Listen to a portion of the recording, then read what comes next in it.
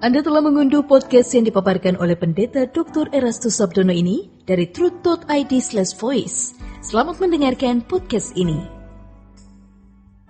Bapak, Ibu, dan saudara-saudara yang dikasihi Tuhan, kebenaran pada saat ini berjudul berada di posisi yang benar.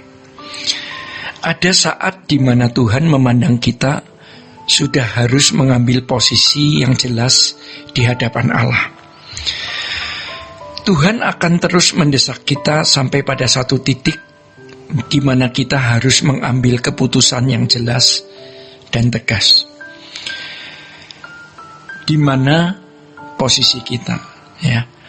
Kalau kita mau memilih Tuhan, maka Dia harus menjadi segalanya dalam hidup kita. Menjadikan Tuhan segalanya artinya Dia satu-satunya kebahagiaan kita. Tuhanlah yang menggerakkan kita hidup, dan kita digerakkan hanya untuk melakukan kehendak Bapa. Ya. Dia menjadi tujuan hidup kita, di mana kita hanya mengarahkan diri untuk menghadap Allah dalam keadaan berkenan kepadanya. Saudara-saudara, mungkin kita selama ini merasa sudah demikian, padahal sebenarnya belum. Kita memiliki banyak keinginan, cita-cita, obsesi, walaupun itu dibungkus dengan dalih pelayanan. Sejujurnya, juga ada agenda di balik itu supaya kita bisa eksis. Kenapa? Karena hati kita memang belum sepenuhnya bulat untuk memberi kemuliaan bagi Allah. Jadi ada agenda, sekecil apapun itu, masih ada agenda kita untuk eksis. Agenda tersebut secara terselubung dimiliki oleh banyak pendeta loh.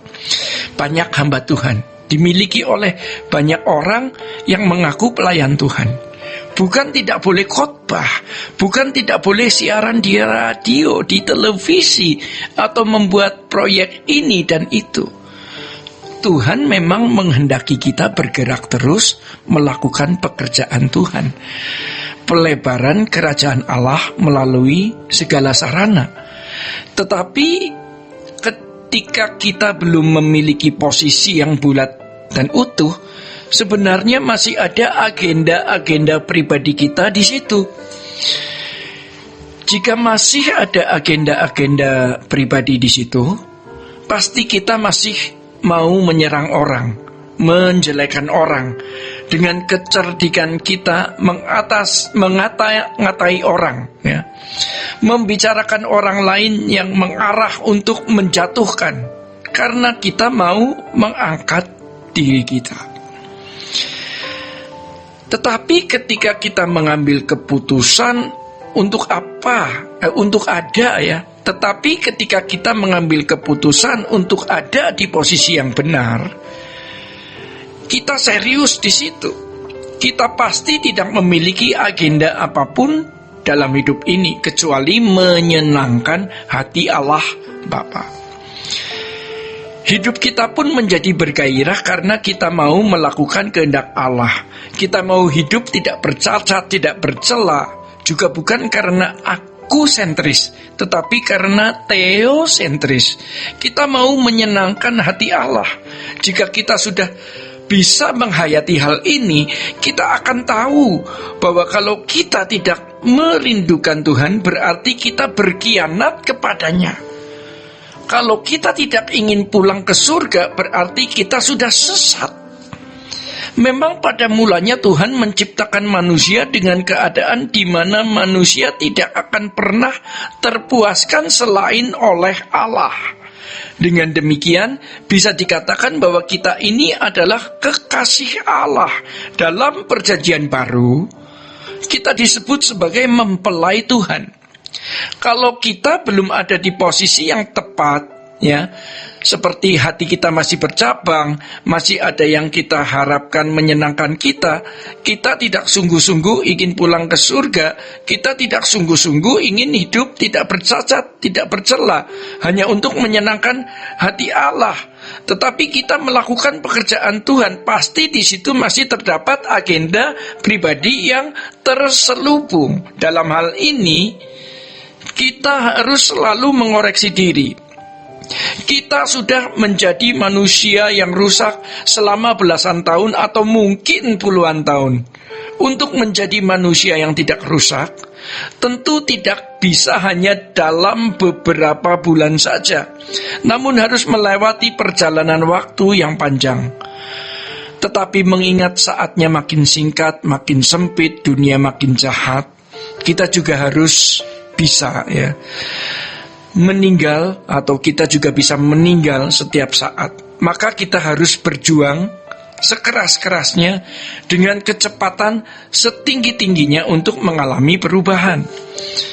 Kita bisa berseru kepada Tuhan agar Dia menolong kita untuk memiliki posisi yang tepat seperti yang Dia kehendaki, supaya dalam hidup ini kita tidak mempunyai agenda pribadi.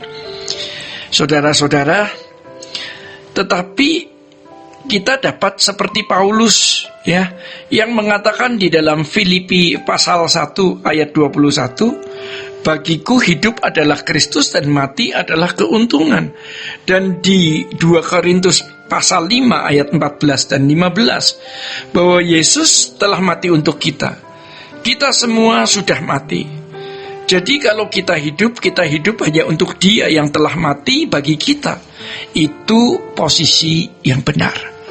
Maka sekarang kita bisa bersyukur bahwa setelah melewati pergumulan-pergumulan panjang, kita bisa mengerti, walau belum tentu sudah bisa kita lakukan, tetapi kita mau belajar untuk menempatkan diri pada posisi yang sesuai seperti yang Tuhan kehendaki. Maka jangan takut, kita tidak akan pernah menyesal memiliki Tuhan dan dimiliki Tuhan. Itu sudah segalanya. Tetapi kita tidak bisa memiliki Tuhan kalau masih memiliki yang lain.